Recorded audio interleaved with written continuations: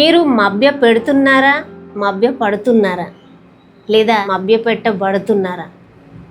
ఒకవేళ కనుక మీరు మభ్య పెట్టబడితే దీన్ని గ్యాస్ లైటింగ్ అంటారు. What is gas lighting? జనరల్గా ఇది ఎవరు చేస్తారు అంటే మన దగ్గరి వాళ్ళే చేస్తారు.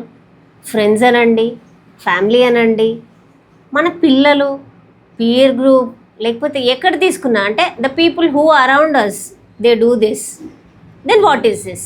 గ్యాస్ లైటింగ్ అంటే మనల్ని మభ్య పెట్టడం అని చెప్పచ్చు. మనం మభ్య పెట్టడం అంటే ఏంటి? మనం చేసిన పనులనే మన ఫ్యామిలీలోనే, ఫర్ ఎగ్జాంపుల్ తీసుకోండి, ఇదేదో మనం చేస్తాం ఒక పనిని, పక్క నుంచి ఒక క్వశ్చన్ వస్తుంది, దిస్ ఈజ్ నాట్ ఓకే అని, ఇది నువ్వే చేసావా అని, పర్ఫెక్ట్గా లేదు అని, లేకపోతే సూపర్ ఉంది నువ్వే చేసావా అని. అంటే ఈ ఏ కమెంట్స్ని తీసుకున్నా మనకు అల్టిమేట్లీ లాస్ట్లో ఏమొస్తుందంటే ఒక సెల్ఫ్ డౌట్ అనేది క్రియేట్ అవుతుంది. ఆ క్రియేట్ అవ్వడం వల్ల మనము లోపలగా ఇంటర్నల్గా ఏం ఆలోచిస్తామంటే, అవును నిజంగానే నేనే చేశాను ఇది, డిడ్ ఐ డూ దిస్ అనే ఒక డౌట్ని మనకే తెలియకుండా మనల్ని మనం క్వశ్చన్ చేసుకునే ఒక స్టేట్లోకి మన మైండ్ వెళ్ళిపోతుంది. This is exactly called as gas lighting. ఈ గ్యాస్ లైటింగ్కి రూట్ కాజ్ ఏంటి అంటే definitely we can say that lack of self image.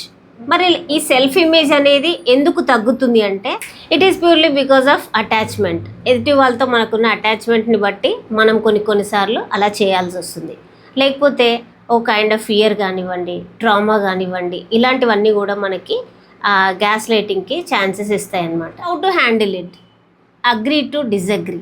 మరి ఇది ఎప్పుడు వస్తుంది అంటే ఎదుటి వాళ్ళందరూ మన వాళ్ళే, మన చుట్టూ ఉన్న వాళ్ళే కాబట్టి వాళ్ళ డిజగ్రిమెంట్ని కూడా మనం యాక్సెప్ట్ చేయగలిగితే డెఫినెట్లీ మనకి ప్రాబ్లం అనేది ఉండదు.